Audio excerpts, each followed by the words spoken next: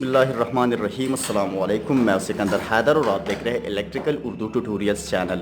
दोस्तों, आज की वीडियो में हम बात करने वाले हैं मैनुअल चेंजओवर स्विच के बारे में। इस वीडियो में आप इस मैनुअल चेंजओवर स्विच के बारे में जानेंगे कि कैसे इसको वायर करना है, कैसे इंस्टॉल करना है और कैसे इस्तेमाल में लाना है। तो अगर बात करते हैं मैनुअल चेंजओवर स्विच के बारे में, तो मैनुअल चेंजओवर हमारे साथ हमने पहले भी आप लोगों के साथ डिस्कस किए थे।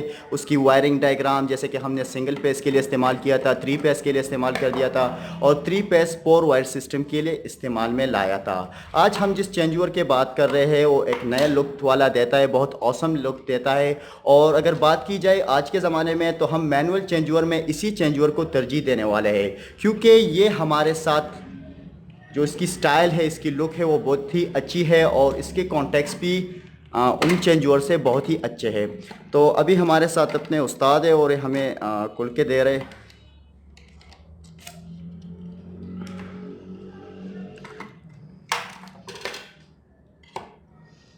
इसके यहाँ पर हमारे साथ स्क्रू मिलते हैं, जिसको अगर हम खोलेंगे तो हम इसको आसानी से किसी भी बोर्ड पे इंस्टॉल कर सकते हैं, इस पे लगा सकते हैं। ठीक है, तो ये हमारे साथ ये हो गए स्क्रू और इसके हो गए टर्मिनल्स या कॉन्टैक्ट्स।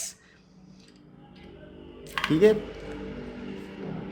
अब अगर हम इससे ये ऊपर का ढकना हटा दें तो हम सिंपली इसको इंस्टॉल कर सकते हैं, लगा सकते हैं। मैं आपको दिखा देता हूँ, अभी ये ओपन नहीं हो रहा है। तो अब हमने इसका दोनों जो ढकने हैं वो हटा दिए हैं। अब ये उसका हो गया है ऊपर का लुक, जो इंटरनली हमें कैसे दिखता है। हम जब इसको इंस्टॉल कर देंगे तो यहाँ से भी हम इसके जो टर्मिनल्स है वो इसको ओपन कर सकते हैं, खोल सकते हैं, दोबारा कस भी सकते हैं, जैसे कि यहाँ पर आपको दिखाई देगा। ठीक है, तो इनकमिंग सप्लाई हमने यहाँ पर कनेक्ट करनी है, अगर वापडा की हो या जनरेटर की हो। और अगर यहाँ पर हम वापडा की कनेक्ट करेंगे तो यहाँ पर जनरेटर की कनेक्ट करेंगे। यहाँ अगर हमारे साथ 2 सप्लाई है वापडा लाइन की, तो हम एक यहाँ पर कनेक्ट कर सकते हैं और दूसरी यहाँ पर। हमारी आउटपुट सप्लाई जो होगी वो यहाँ से होगी। हम जब इसको इस तरह करेंगे तो ये हमारे साथ ऑफ डायरेक्शन में आ जाएगा, यानी इस वक्त में ये सप्लाई को ऑफ कर देगा। अगर हम जनरेटर यहाँ पर वायर करते हैं, सबसे पहले हम इसकी वायरिंग कनेक्शन की बात करते हैं। ठीक है, मिसाल के तौर पर हमारे साथ है वापडा की सप्लाई। वापडा से की सप्लाई में हमारे साथ एक पेज है, एक न्यूट्रल है। तो अगर हमने न्यूट्रल यहाँ पर कनेक्ट कर दिया है तो पेज हमें यहाँ पर कनेक्ट करना होगा। इसी के साथ अगर हमारे साथ जनरेटर की सप्लाई है तो हमें पेज यहाँ पर और न्यूट्रल यहाँ पर कनेक्ट करना होगा। हमें आउटपुट सप्लाई यहाँ से लेनी है, न्यूट्रल यहाँ से, पेज यहाँ से, कोई बात नहीं। ठीक है, तो हमारे साथ पेज और न्यूट्रल की बात करते हैं। तो हम जब इस स्विच को इस तरह करते हैं तो हमारे सप्लाई इस टर्मिनल पे पेज सप्लाई वापडा की आ जाती है, इस ब्लेड की मदद से यहाँ पर पहुँच जाती है और आउटपुट निकल जाती है टू लोड।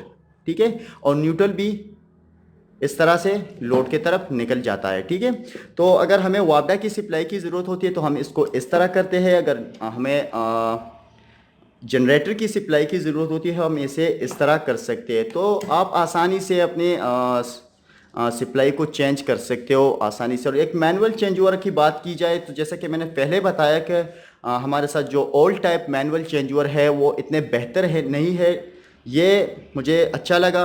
और इसकी मॉडल की बात की जाए तो ये हमारे साथ यहाँ पर मेड इन चाइना है और ये है 2P 100 एम्पेयर, यानी ये दो पोल है और 100 एम्पेयर के लिए बना हुआ है।